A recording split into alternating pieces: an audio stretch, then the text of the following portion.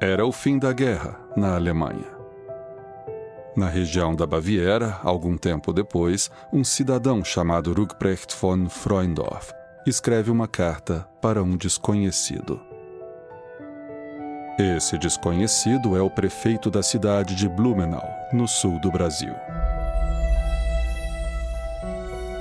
A carta dizia: num estado de grande miséria, me dirijo ao Senhor em Blumenau, Brasil. Na Alemanha, as fontes de ajuda se esgotaram. Estamos à beira de uma nova catástrofe. A distribuição de mantimentos irá diminuir bastante novamente nos próximos meses. Como se pode viver com 6 quilos de pão, 200 gramas de gordura, 800 gramas de carne e 500 gramas de açúcar ao mês? Estamos desesperados. Depois de toda a grande miséria dos últimos anos, agora a grande onda de fome.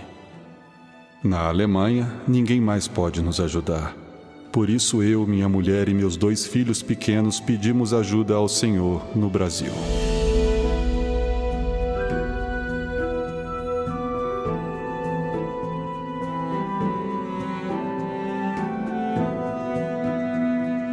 Eu sou Christian Gurtner e, em parceria com a Nordweg, esse é o 4º episódio do podcast Ausländer.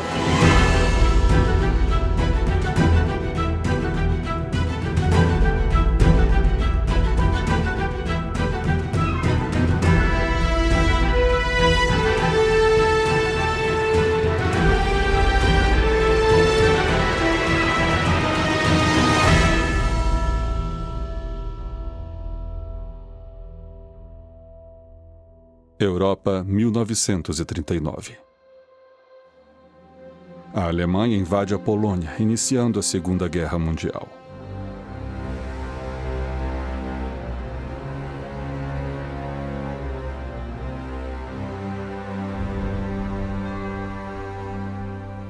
No Brasil, Getúlio Vargas lança a campanha de nacionalização. Toda prática cultural estrangeira começa a ser perseguida. A língua alemã se torna ilegal e os imigrantes são atacados nas ruas de forma física e psicológica. Aos poucos, o estrangeiro é posto de lado, sendo obrigado a se adaptar aos hábitos e valores da unidade nacional. Aos imigrantes, a propaganda nazista promove o impulso econômico na Alemanha e adota um discurso procurando manter a ligação com a velha pátria. Alguns imigrantes alemães começam a considerar uma volta ao seu país natal, escrevendo cartas endereçadas ao Instituto Alemão para o Exterior. Famílias são repatriadas e jovens são recrutados como soldados.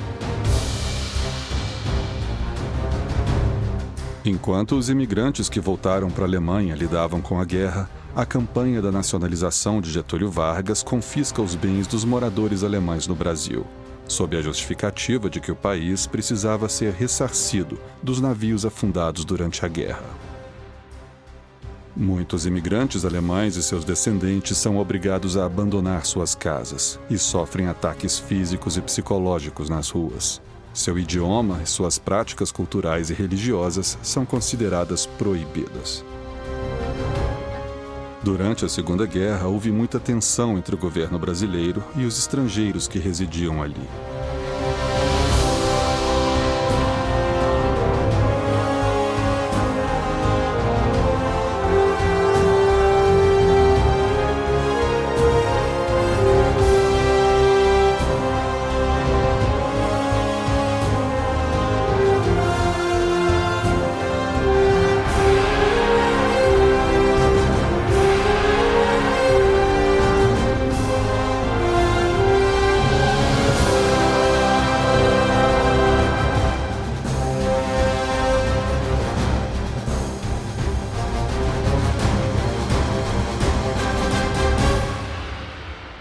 Mas com o fim da guerra e da campanha da nacionalização, os imigrantes alemães não mediram esforços pelo direito de cultivar suas crenças.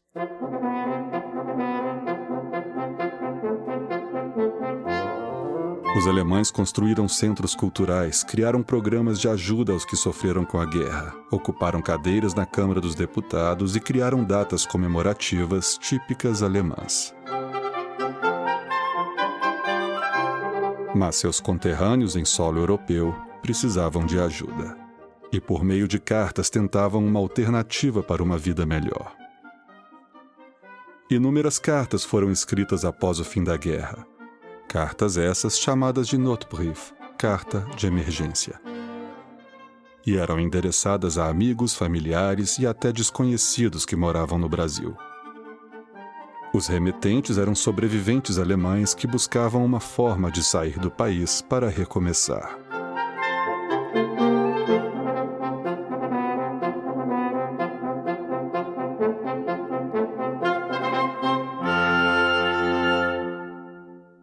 Muitos sobreviventes migraram de fato para tentar uma nova vida após a guerra.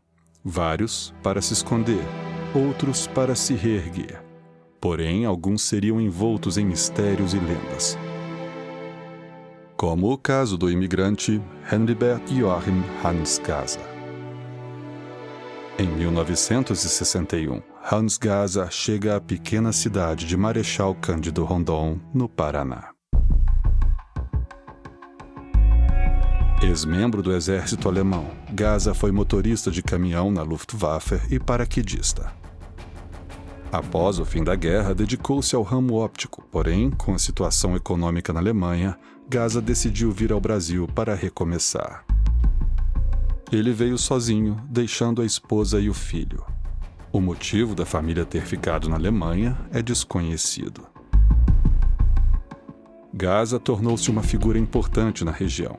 Seu serviço como óptico, por trazer conhecimentos europeus, era considerado superior aos outros. Além disso, ele registrou alguns importantes eventos da nova cidade em vídeos e fotografias. Porém, junto com a influência conquistada, também começaram a surgir os boatos. Na década de 60, um caçador de nazistas chamado Erich Erdstein repercutiu em jornais e revistas que um núcleo nazista estaria sendo criado em Marechal Cândido Rondon. Esse núcleo teria como objetivo reerguer o partido de Hitler na América Latina.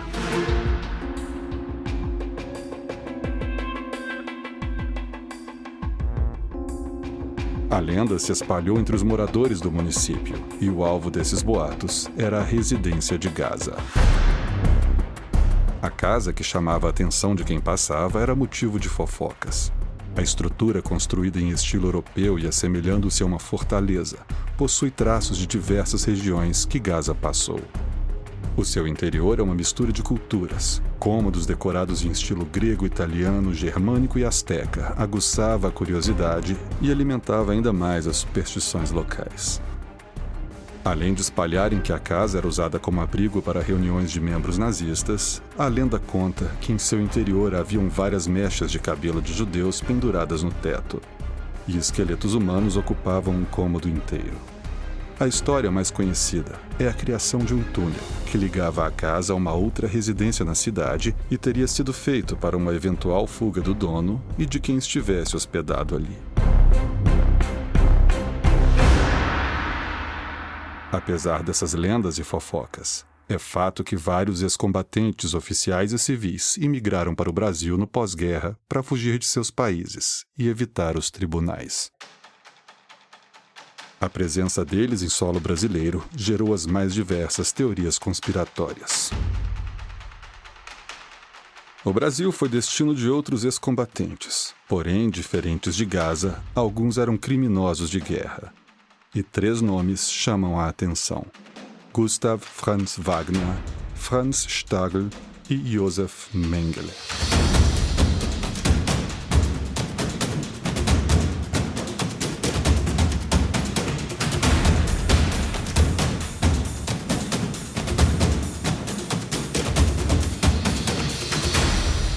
Esses 3 têm algo em comum. Fugiram para o Brasil para evitar os julgamentos na Europa. Gustav Franz Wagner era sargento e subcomandante do campo de concentração de Sobibor. O oficial era também conhecido como a Besta de Sobibor. Franz Stagl era comandante do campo de extermínio de Treblinka e Sobibor. Já Josef Mengele, conhecido como Anjo da Morte, era um médico do campo de extermínio de Auschwitz. Diversas teorias de conspiração foram difundidas sobre a presença desses e outros criminosos de guerra escondidos no Brasil. Muitos desses boatos eram espalhados pelos próprios caçadores de recompensas que os descreviam como donos de impérios que estavam organizando sigilosamente um novo núcleo nazista.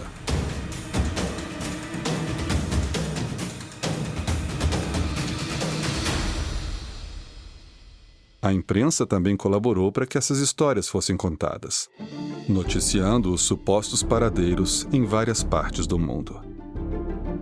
Entre esses 3 fugitivos, Josef Mengele foi o alvo das mais fantasiosas histórias. Por ter sido o médico de um dos campos de extermínio mais famosos, Auschwitz, e conhecido pela frieza com que decidia o destino dos prisioneiros, inúmeras histórias foram contadas sobre a vida de Mengele no Brasil. Essas histórias eram dignas de roteiros de cinema. Os boatos contavam que Mengele viajava ao mundo escoltado por uma rede secreta de colaboradores e sempre sob a proteção de ditadores nazistas. O objetivo de Mengele, contam essas lendas, era a criação de um novo Reich.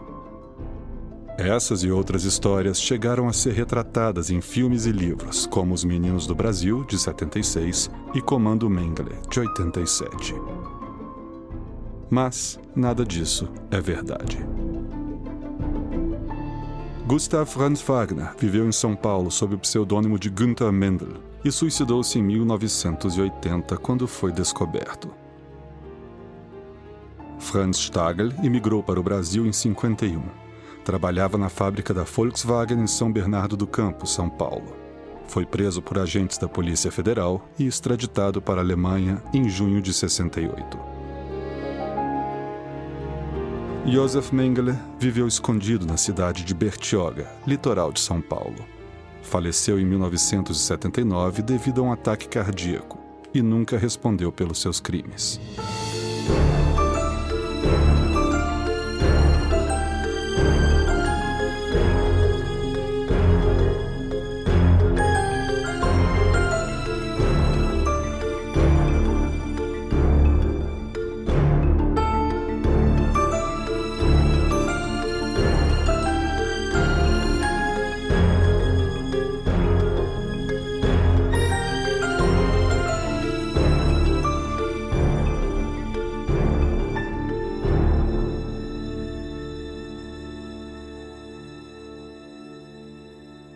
Apesar de todas as histórias contadas, os criminosos de guerra fugiram para o Brasil apenas para se esconder e viveram vidas simples, pois não queriam chamar a atenção. Outros países da América do Sul também foram destino de fugitivos de guerra, como Argentina, Paraguai, Uruguai e Bolívia. Alguns criminosos pagaram pelos seus crimes. Outros viveram suas vidas normalmente, disfarçados entre a população. Os efeitos da guerra atingiram diretamente a imagem do povo imigrante alemão que vivia no Brasil.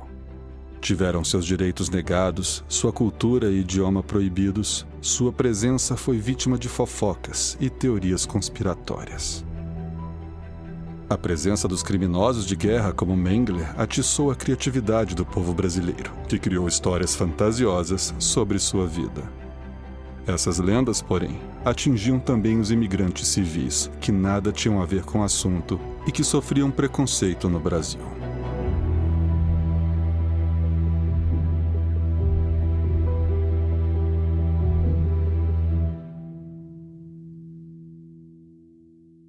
Mas a guerra acabou.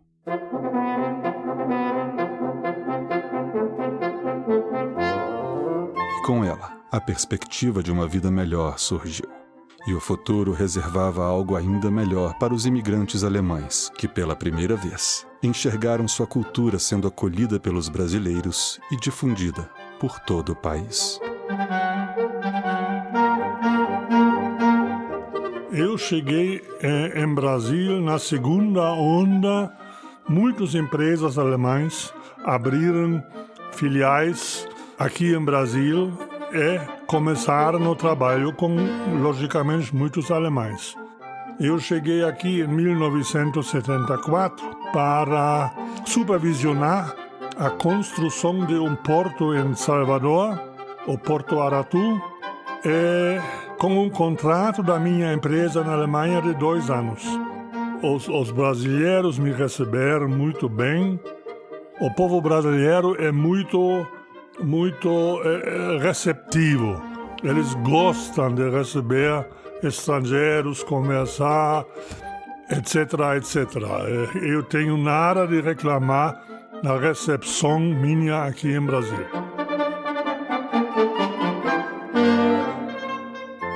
Como o porto não ficou completamente pronto nesses 2 anos, a minha empresa me pedia de ficar mais 2 anos. Eu concordei, mas nesses segundos 2 anos eu conheci a minha esposa aqui, casei e fiquei. Tenho 3 filhos e agora não tem mais como voltar. E eu sou um deles.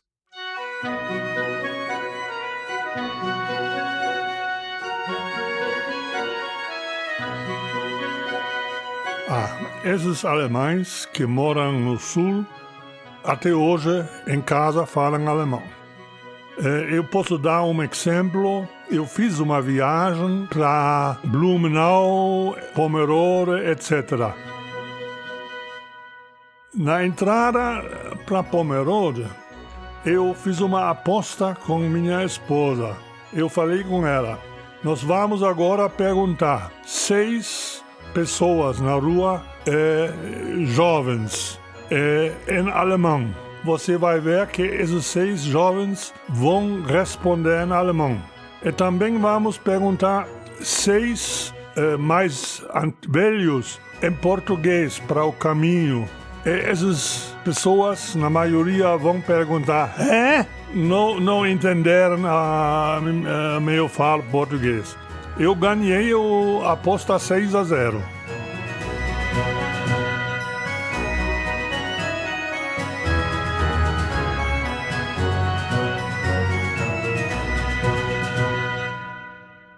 Ausländer, em alemão, significa estrangeiros. O podcast Ausländer é uma minissérie idealizada e produzida em parceria com a Nordweg, empresa do sul do Brasil que produz mochilas e acessórios em couro com garantia vitalícia. Seus fundadores, descendentes de alemães, em busca de suas origens, imaginaram esse podcast. E esse é o 4º episódio. A pesquisa é do Dr. Marcus Meinertz e o roteiro de Guilherme Graziotin.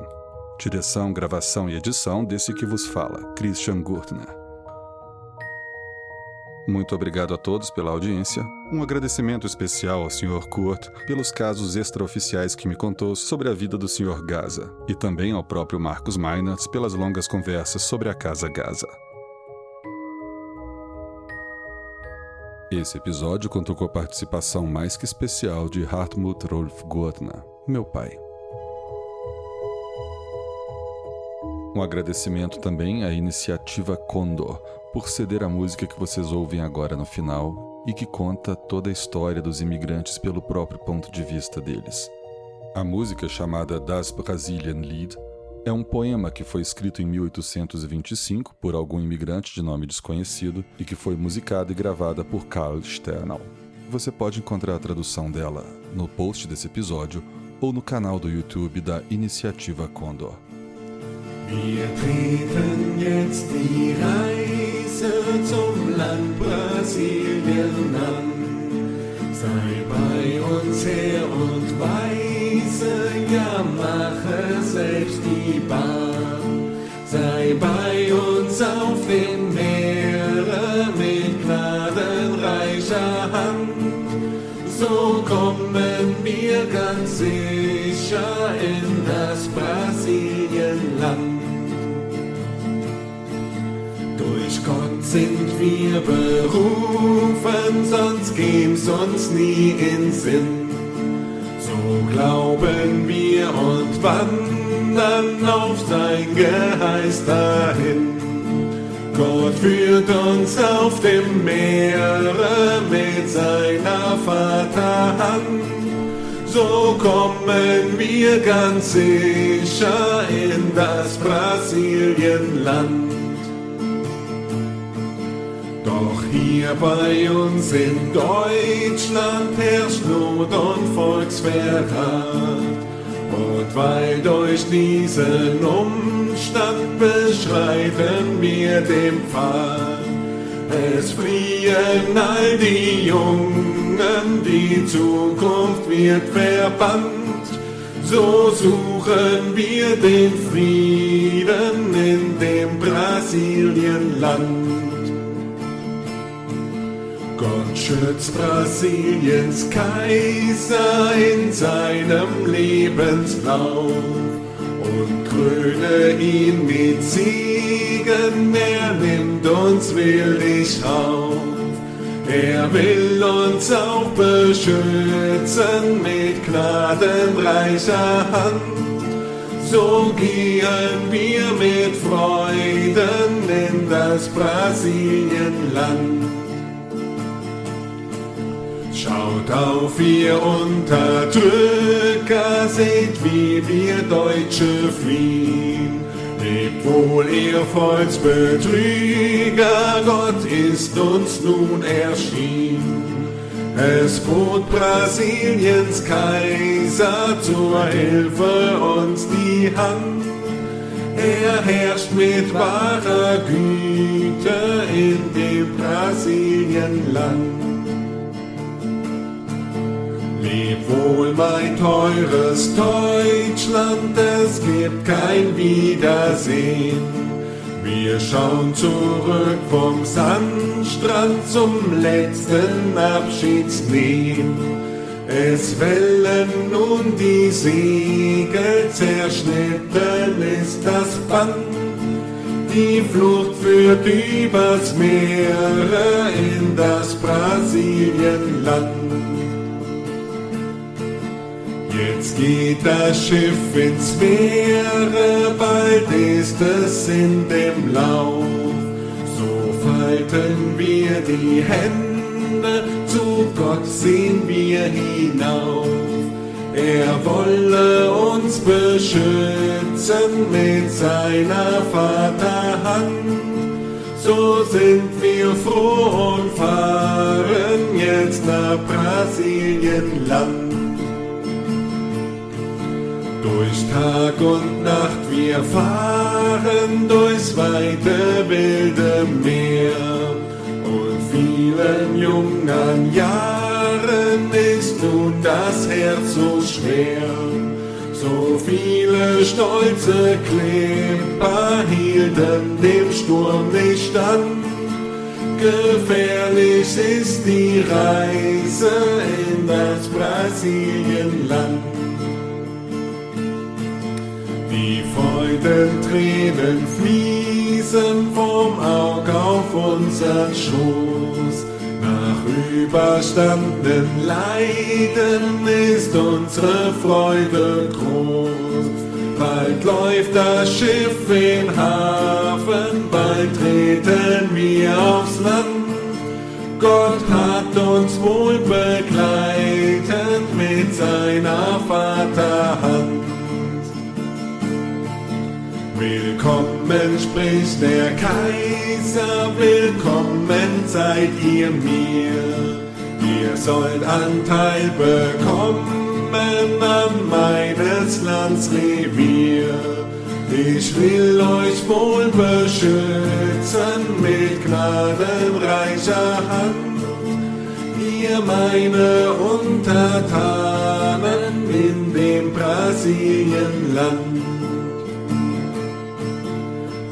Majestätischer Kaiser, zu Füßen fallen wir. Ja, wir huldigen Treue, solang wir leben hier. Gott höre unser Flehen, nehm unsere Seufzer auf. was wir all hier geloben, Gott drückt das Siegel drauf. So sind wir nun verbunden in das Brasilienland. Ach Vater, bleibe bei uns mit deiner Vaterhand. Versorge uns mit Nahrung, sei bei uns in der Not. Verlass uns nicht in Leiden, verlass uns nicht im Tod. Não percam o próximo episódio.